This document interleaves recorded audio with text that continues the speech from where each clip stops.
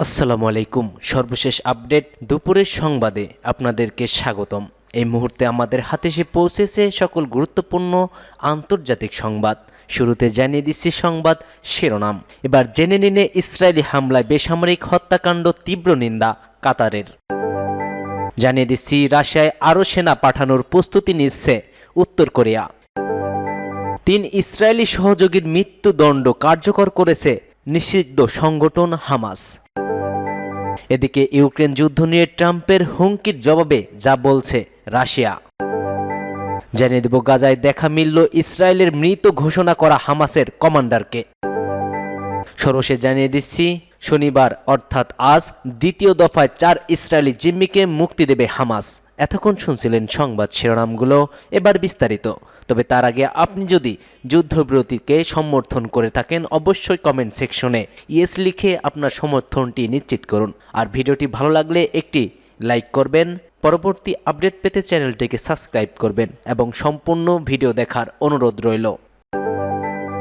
জেনিনে Israeli হামলায় বেসামরিক হত্যাকাণ্ড, কাতারের তীব্র নিন্দা। দখলকৃত পশ্চিম তীরের জেনিনে ইসরায়েলের বর্বর হামলা ও বেসামরিক নাগরিক হত্যার ঘটনায় তীব্র নিন্দা ও প্রতিবাদ জানিয়েছে কাতার। দেশটির পররাষ্ট্র মন্ত্রণালয় এক বিবৃতিতে এই হামলাকে আন্তর্জাতিক মানবাধিকার ও মানবিক আইনের চরম লঙ্ঘন বলে অভিহিত করেছে। শুক্রবার এক প্রতিবেদনে এ খবর দিয়েছে আল জাজিরা। কাতারের পররাষ্ট্র মন্ত্রণালয় আন্তর্জাতিক সম্প্রদায়ের প্রতি আহ্বান জানিয়েছে তারা যেন ইসরায়েলের এসব অন্যায় কর্মকাণ্ডের বিরুদ্ধে কার্যকর পদক্ষেপ নেয় এবং আন্তর্জাতিক আইন ও সংশ্লিষ্ট চুক্তির আলোকে বেসামরিক নাগরিকদের পূর্ণ নিরাপত্তা নিশ্চিত করে। বিবৃতিতে আরও বলা হয়েছে, কাতার পুনরায় নিশ্চিত করেছে যে ফিলিস্তিনি জনগণের ন্যায্য অধিকার ও তাদের ন্যায়সঙ্গত দাবির প্রতি আমাদের অটল সমর্থন রয়েছে। এর মধ্যে অন্তর্ভুক্ত 1967 সালের সীমারেখার ভিত্তিতে পূর্ব জেরুজালেমকে রাজধানী করে একটি স্বাধীন ফিলিস্তিন রাষ্ট্র প্রতিষ্ঠার অধিকার। কাতার দীর্ঘদিন ধরেই ফিলিস্তিন ইস্যুতে জোরালো অবস্থান রেখেছে এবং নিরীহ মানুষের উপর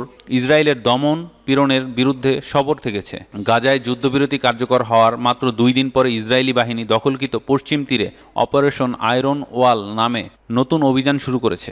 এই অভিযানের অংশ হিসেবে তারা বিমান হামলার পাশাপাশি হেলিকপ্টার ও ড্রোন ব্যবহার করে আক্রমণ চালায়। একই সঙ্গে সাজোয়া যান ও বুলডোজারের সহায়তায় বিপুল সংখ্যক ইসরায়েলি সেনা জেনিন শরণার্থী শিবিরে প্রবেশ করে।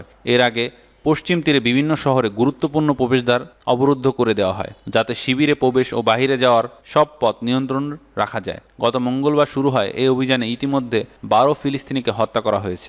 রাশিয়ায় আরও সেনা পাঠানোর প্রস্তুতি নিচ্ছে উত্তর কোরিয়া। ইউক্রেনীয় বাহিনীর বিরুদ্ধে লড়াই করতে রাশিয়ায় আরও সেনা পাঠানোর প্রস্তুতি নিচ্ছে উত্তর কোরিয়া। দেশটির প্রতিবেশী দক্ষিণ কোরিয়ার সেনাবাহিনী এই আশঙ্কার কথা জানিয়েছে।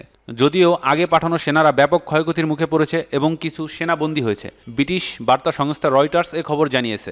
দক্ষিণ কোরিয়ার জয়েন্ট চিফ অফ স্টাফ জেসিএস এক বিবৃতিতে জানায়, রাশিয়া ইউক্রেন যুদ্ধে সেনা পাঠানোর 4 মাস পেরিয়ে যাওয়ার পরও এবং উল্লেখযোগ্য সংখ্যক হতাহত ও বন্দির ঘটনা ঘটার পরও উত্তর কোরিয়া দ্রুত পরবর্তী পদক্ষেপ এবং নতুন করে সেনা পাঠানোর প্রস্তুতি নিচ্ছে বলে সন্দেহ করা হচ্ছে। জেসিএস জানায়, উত্তর কোরিয়ার সম্ভাব্য পদক্ষেপ সম্পর্কে নির্দিষ্ট কোনো তথ্য পাওয়া যায়নি, তবে পিয়ংইয়ং একটি গুপ্তচর স্যাটেলাইট এবং আন্তঃমহাদেশীয় ব্যালিস্টিক ক্ষেপণাস্ত্র আইসিবিএম উৎক্ষেপণের প্রস্তুতি নিচ্ছে, যদিও তাৎক্ষণিক পদক্ষেপের কোনো ইঙ্গিত নেই। চলতি মাসে ইউক্রেনের প্রেসিডেন্ট ভ্লাদিমির জেলেনস্কি জানান, উত্তর কোরিয়ায় 2 সেনা রাশিয়ার কুরস্ক অঞ্চলে বন্দী হয়েছে।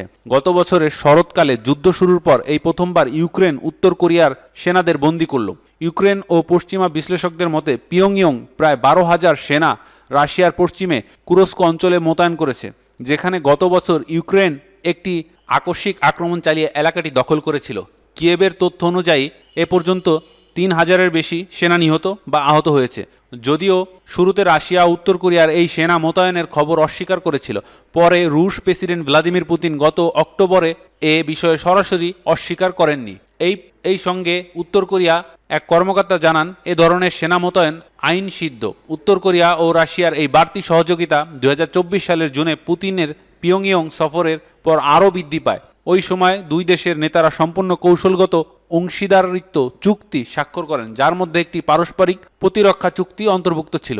3 ইসরায়েলি সহযোগীর মৃত্যুদণ্ড কার্যকর করল হামাস। যুদ্ধে ইসরায়েলকে সহযোগিতা করায় গাজায় 3 জনের মৃত্যুদণ্ড কার্যকর করেছে ফিলিস্তিনি সশস্ত্র গোষ্ঠী হামাস। বৃহস্পতিবার স্থানীয় সংবাদ মাধ্যম গাজা নাও মৃত্যুদণ্ড কার্যকরের একটি ভিডিও প্রকাশ করেছে। মেসেজিং অ্যাপ টেলিগ্রামে গাজা নাও টিভির 17 লাখ ফলোয়ার রয়েছে। ভিডিওটি প্রকাশ করেছে সংবাদ মাধ্যম। এতে দেখা গেছে হামাসের কয়েক ডজন যোদ্ধা, যাদের অনেকের গায়ে পোশাক ছিল, তারা মাটিতে শুয়ে থাকা 3 জনকে লক্ষ্য করে গুলি ছুঁড়েছেন। এই 3 জনের সবাই ফিলিস্তিনি, কিন্তু গত 15 মাস গাজায় ইসরায়েলি বাহিনী যে বর্বরতা চালিয়েছে এতে সহযোগিতা করেছেন তারা। ভিডিওটির শিরোনামে লেখা হয়, ইহুদিবাদী দখলদারদের এজেন্টদের শাস্তি দেওয়ার মুহূর্ত, যারা আমাদের কয়েক হাজার ফিলিস্তিনিদের হত্যা করেছে। এদিকে ইসরায়েলের সঙ্গে যারা কাজ করে বা কোনো ধরনের সহযোগিতা করে তাদের বিরুদ্ধে কঠোর ব্যবস্থা নিয়ে থাকে হামাস। এর সর্বোচ্চ শাস্তি হলো মৃত্যুদণ্ড, আর এসব দোষীদের দণ্ড প্রকাশ্যে গুলি করার মাধ্যমে কার্যকর করা হয়। সাম্প্রতিক বছরগুলোতে এমন অসংখ্য ইসরায়েলি সহযোগীদের গুলি করে দণ্ড কার্যকর করা হয়েছে। গত রোববার ফিলিস্তিনি সশস্ত্র গোষ্ঠী হামাস ও ইসরায়েলিদের মধ্যে যুদ্ধবিরতি হয়। এরপর আবারও প্রকাশ্যে আসা শুরু করে হামাসের যোদ্ধারা। এমনকি যুদ্ধবিরতির পরপরই হামাস সরকারের পুলিশ সদস্যদের পোশাক পরা অবস্থায় গাজায় বিভিন্ন সড়কে দেখা যায়। সেখানে ট্রাফিক থেকে শুরু করে আইন শৃঙ্খলা সবকিছু নিয়ন্ত্রণ করে তারা। দখলদার ইসরায়েলের সঙ্গে হামাসের যে যুদ্ধবিরতি হয়েছে সেটি 3টি ধাপে সাজানো হয়েছে। প্রথম ধাপের মেয়াদ 42 দিন। এ সময়ের মধ্যে 33 জিম্মিকে মুক্তি দেবে হামাস। বিনিময়ে ইসরায়েল প্রায় 2000 ফিলিস্তিনিকে তাদের কারাগার থেকে বন্দি দেবে। এই প্রথম ধাপে 16তম দিন থেকে শুরু হবে দ্বিতীয় ধাপের আলোচনা। এটি সফল হলে গাজায় স্থায়ী যুদ্ধবিরতি দেখা যাবে।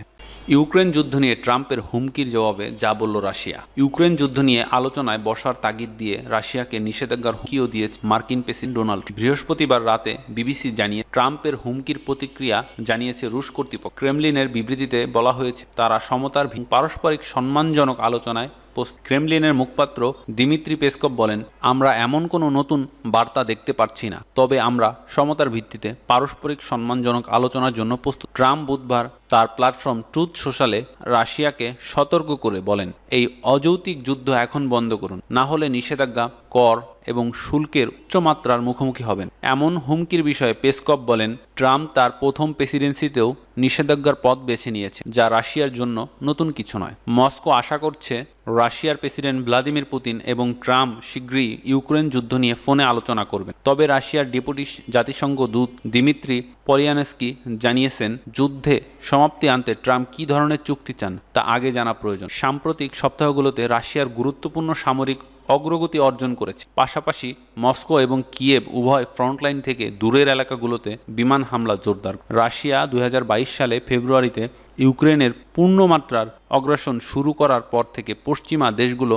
ধারাবাহিক নিষেধাজ্ঞার মুখে পড়ে। পেসকভ স্বীকার করেছেন রাশিয়ার অর্থনৈতিক সমস্যার মুখে, তবে দাবি করেছেন মস্কো তার সামরিক প্রয়োজন মেটানোর জন্য যথেষ্ট সম্পদ ধরে রেখে। ট্রাম্পের হুমকির পরও ক্রেমলিনের সংলাপের জন্য প্রস্তুত বার্তা কূটনৈতিক ক্ষেত্রে নতুন সম্ভাবনা তৈরি করতে পারে, তবে এটি নির্ভর করবে উভয় পক্ষের আলোচনার ভিত্তি এবং শান্তির সংক্রান্ত প্রস্তাবের উপর।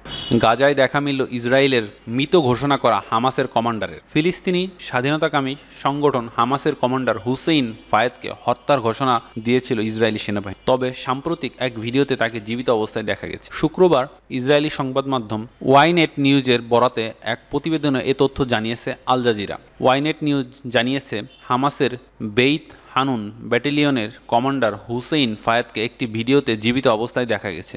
ভিডিওতে তাকে উত্তর গাজায় একটি জানাজা অংশ নিতে দেখা গেছে। সেখানে তিনি গাজা যুদ্ধে ইসরায়েলের বিরুদ্ধে বিজয় নিয়ে বক্তৃতা দিচ্ছিলেন। ইসরায়েলের সামরিক গোয়েন্দা সংস্থা এর আগে জানিয়েছেন তারা ফায়াদ জাবালিয়ার একটি সুড়ঙ্গে হত্যা করেছে। এদিকে গাজায় যুদ্ধবিরতি কার্যকরের পর ইসরায়েলি প্রতিরক্ষা বাহিনী আইডিএফ এর চিফ জেনারেল স্টাফ হারজি হালেবি বলেন, আইডিএফ প্রায় 15 মাসের গাজায় উপত্যকায় সামরিক অভিযানে হামাসের প্রায় 20,000 সশস্ত্র যোদ্ধাকে হত্যা করে। হালেবি জানান, হামাসের সামরিক শাখা গুরুতরভাবে ক্ষতিগ্রস্ত হয়েছে। সংগঠনের বেশিরভাগ নেতৃত্ব, যার মধ্যে প্রধান ইয়াহিয়া সিনোয়ার এবং সামরিক শাখার প্রধান মোহাম্মদ দেইফ নিহত হয়েছে।